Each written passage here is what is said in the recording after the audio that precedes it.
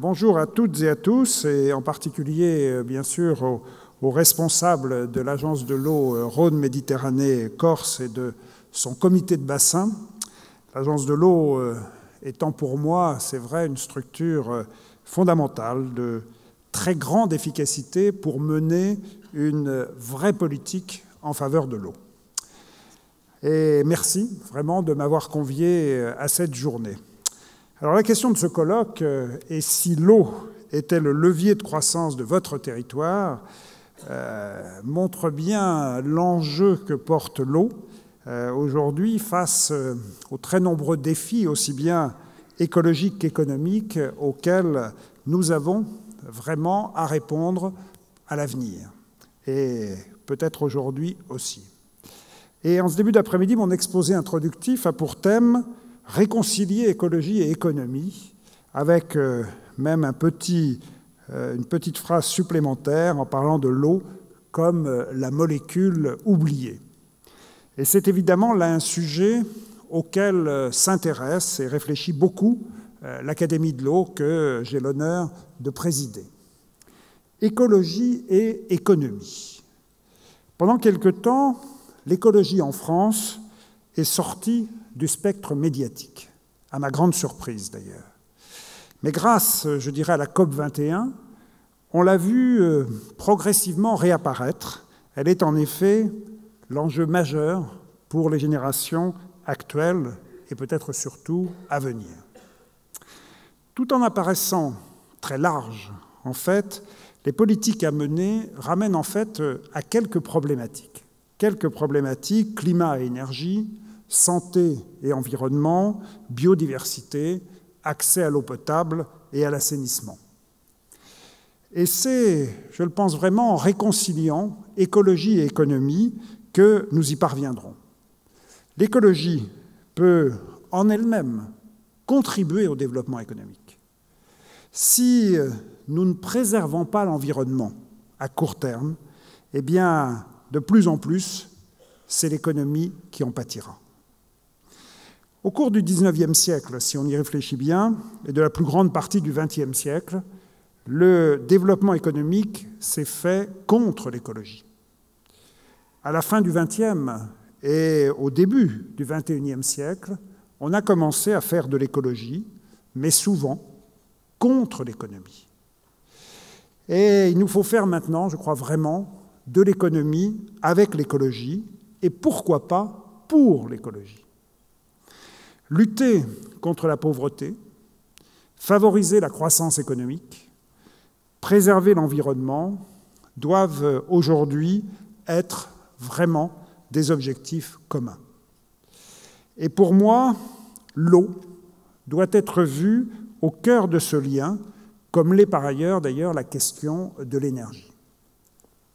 Entre ces différents niveaux, l'eau constitue un lien physique d'ordre économique, d'ordre social et culturel absolument essentiel. Or, n'hésitons pas à le dire, aujourd'hui, nous sommes menacés par l'invasion grandissante du béton, du bitume. On l'a malheureusement bien vu qu'il y a quelques jours dans le sud de la France. Béton, bitume, pollution, et par le risque de manque d'eau saine, comme le furent les hommes d'autres siècles, par la pestilence de marais insalubres et les errances d'animaux sauvages. Entre ces extrêmes, la part de la civilisation qui est celle du nécessaire, voire de l'indispensable, se dessine. Des besoins d'harmonie et d'équilibre sont ressentis, formulés, répandus, à partir du constat des mesures modernes à l'échelle de l'homme et des frustrations que celles-ci entraînent. Mais ce n'est pas rien que de changer de cap. Les règles objectives qui régissent le monde vivant dans son intégralité ne sauraient être éludées. On ne biaise pas durablement avec les paramètres naturels que sont l'espace, l'énergie, la matière, l'eau et le temps. Le dérèglement climatique en est d'ailleurs la preuve. Plus de cohérence et plus de discernement s'impose, surtout avec une ressource, certes souvent renouvelable, mais toujours vitale, comme l'eau. Cette discipline doit être pratiquée en fonction des rythmes biologiques et des cycles naturels tels qu'ils existent, qu'on le veuille ou non. Qu'on le veuille ou non. Depuis, beaucoup d'entre nous l'ont étudié jeunes, depuis que Jean-Jacques Rousseau lui-même a idéalisé la nature, c'est vrai que beaucoup de connaissances scientifiques ont été accumulées sur son fonctionnement. Plutôt que de commettre des erreurs suivies avec une persévérance coupable, eh bien, des dispositions plus pertinentes sont à prendre sur la base du savoir et du bon sens. Mais la compréhension des individus, l'évolution de leur mentalité et de leur comportement, et j'allais dire de notre mentalité, de notre comportement idem, mûrissent très lentement, il faut bien le dire, par rapport souvent à l'urgence des problèmes à résoudre. S'il est bien de nettoyer a posteriori, bien pour moi il est encore, on le sait, beaucoup mieux d'anticiper et de ne pas salir. Si l'on doit bien sûr consommer, il ne faut ni abuser, ni gaspiller, mais aussi recycler tout ce qui peut l'être dans une économie que l'on appelle aujourd'hui à juste titre circulaire, et une croissance verte, c'est-à-dire harmonieuse et durable. Le gaspillage de l'eau et la pollution, sous toutes ses formes, illustrent le décalage paradoxal et dangereux entre le développement économique et une maîtrise insuffisante, il faut bien dire, des nuisances engendrées par le développement lui-même. On accepte de moins en moins que des installations génératrices de risques pour l'environnement puissent s'édifier et fonctionner sans précaution adéquate. Et exiger ce préalable, il faut qu'on en soit conscient, n'équivaut nullement à refuser le progrès. Au contraire, c'est vraiment le vouloir, dans la plénitude de ses potentialités, dans la plupart des cas, des dispositions efficaces peuvent et doivent être prises pour prévenir, limiter et compenser, j'allais dire, les inconvénients et les risques. Les dommages graves à brève ou courte ou longue échéance supportés par la collectivité vont de pair avec les lacunes d'une politique économique à courte vue. Et nombre de nuisances ont des effets néfastes, souvent cumulatifs. Alors quel avenir prépare-t-on pour l'homme de demain ? Ce n'est vraiment pas par hasard si les deux mots économie et écologie ont la même racine. Une bonne gestion de notre cadre de vie, en ville comme à la campagne, eh bien, doit tenir compte de l'amélioration des connaissances sur ses capacités d'adaptation, notamment dans le domaine de l'eau. En effet, et là il faut bien le mesurer, l'eau possède un ensemble de propriétés physiques, chimiques et biologiques uniques qui en font un milieu complètement universel. On en a conscience, je dirais, et la population en a conscience, mais sans forcément rentrer vraiment dans le détail. Alors, quelques éléments. D'abord, la structure ouverte de la molécule H2O représente un véritable petit aimant. C'est pourquoi elle peut s'additionner aisément, soit à d'autres molécules identiques pour donner l'eau liquide ou la glace, avec une faible variation de température, 100 degrés, avec la pression atmosphérique, soit à d'autres éléments liquides, gazeux ou solides, grâce à son pouvoir dissolvant quasi universel. Sa tension superficielle très élevée provoque, on le sait, une ascension capillaire importante dans les couches supérieures du sol, ce qui en maintient l'humidité et permet d'alimenter les plantes.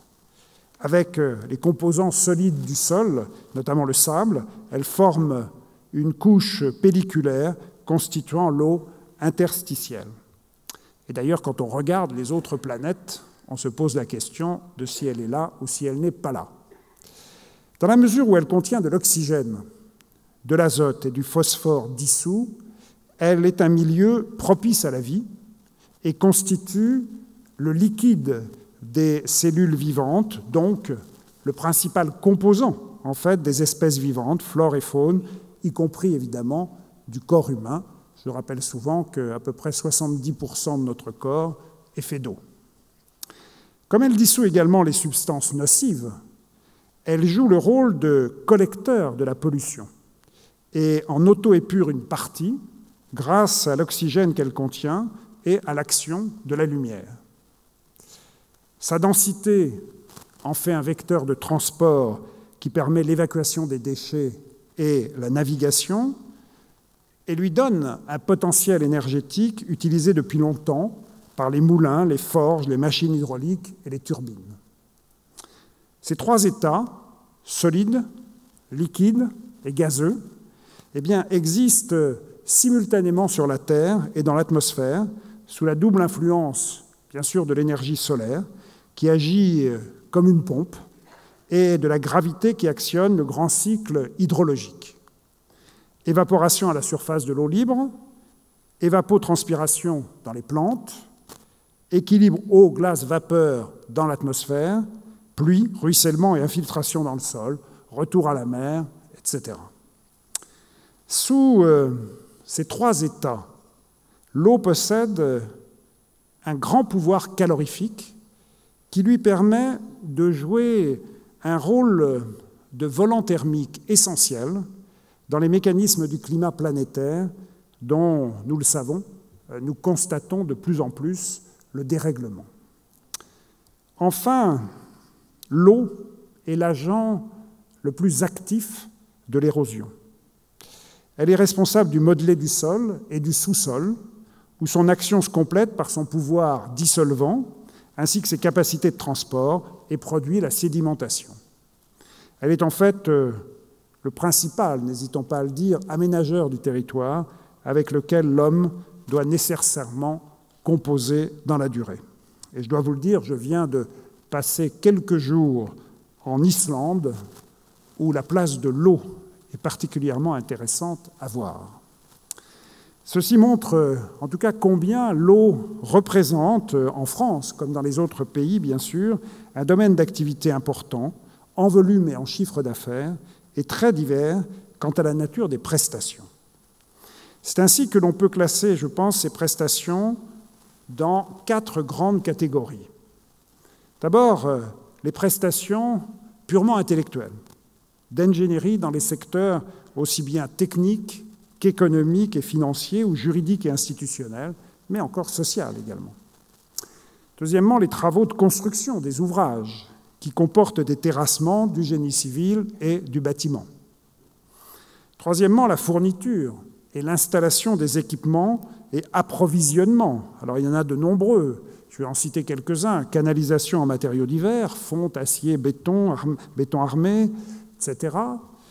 Pompes, fontainerie, robinetterie, membranes, métrologie, appareils de mesure. Enfin, on peut aller là très très loin.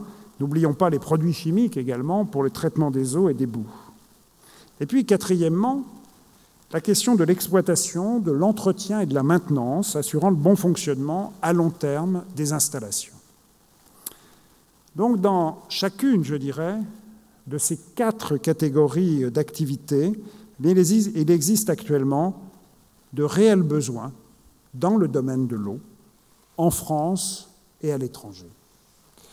La satisfaction de ces besoins nécessite en effet de disposer, bien évidemment, de ressources en eau en quantité et en qualité satisfaisante. Moi-même, j'ose dire quelquefois, ce qui surprend, que la France ne devrait quand même pas avoir de problème d'eau de quantité, et que c'est plus la question de la qualité qui peut à un moment donné se poser.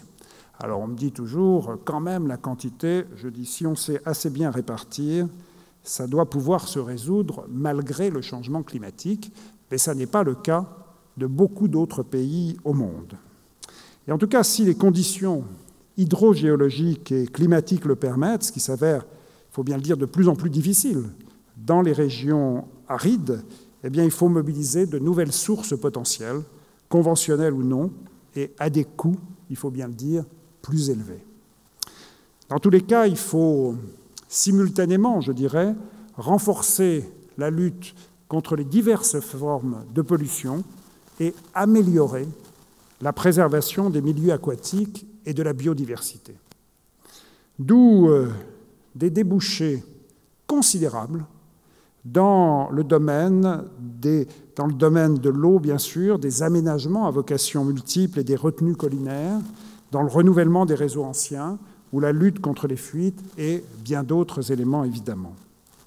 Les besoins sont également très nombreux, et encore très nombreux, en matière de traitement des eaux. Potabilisation pour les usagers domestiques, épuration des eaux usées. Des évolutions, ne l'oublions pas, ont encore lieu aujourd'hui en France. Traitement particulier pour les eaux industrielles et éventuellement les eaux pluviales.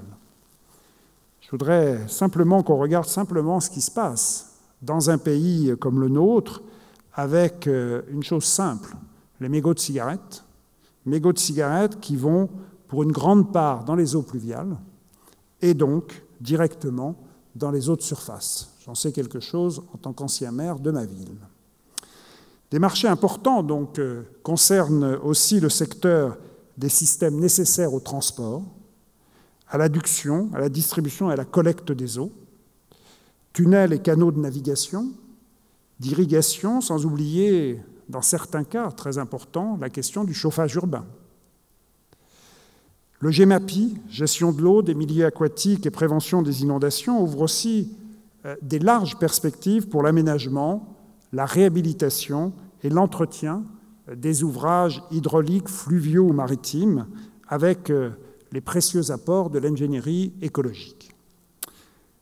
Toutes ces activités bénéficient aujourd'hui de possibilités ouvertes par le développement fulgurant, n'hésitons pas à le dire, des nouvelles technologies de l'information et de la communication dans une économie numérique moderne. Et ceci peut concerner aussi bien l'eau que ça concerne l'énergie aujourd'hui.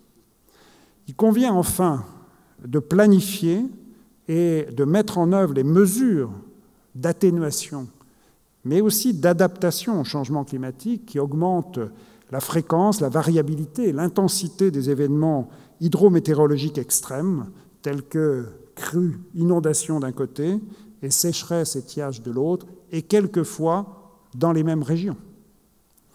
C'est là, je dirais, un vaste champ d'action auquel nous sommes tous conviés à participer, chacun à sa manière, au service de l'intérêt général, au profit des générations d'aujourd'hui et de demain.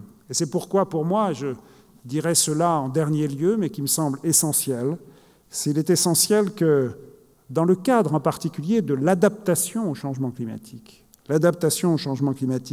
eh bien, les négociations internationales renforcent la prise en compte de l'eau, ce qui, jusqu'à présent, et je peux en témoigner en tant qu'ancien ambassadeur climat, eh bien, c'est le moins que l'on puisse dire, jusqu'à maintenant, ça a été particulièrement faible. Mais en discutant tout à l'heure, il semblerait tout de même que ça monte un petit peu en puissance dans ces négociations et dans ce qui va se discuter tout autour de la COP21. Et ça, je crois que c'est quelque chose d'essentiel. En tout cas, merci de votre attention sur ce sujet qui, pour moi, évidemment, est essentiel. Merci à tous.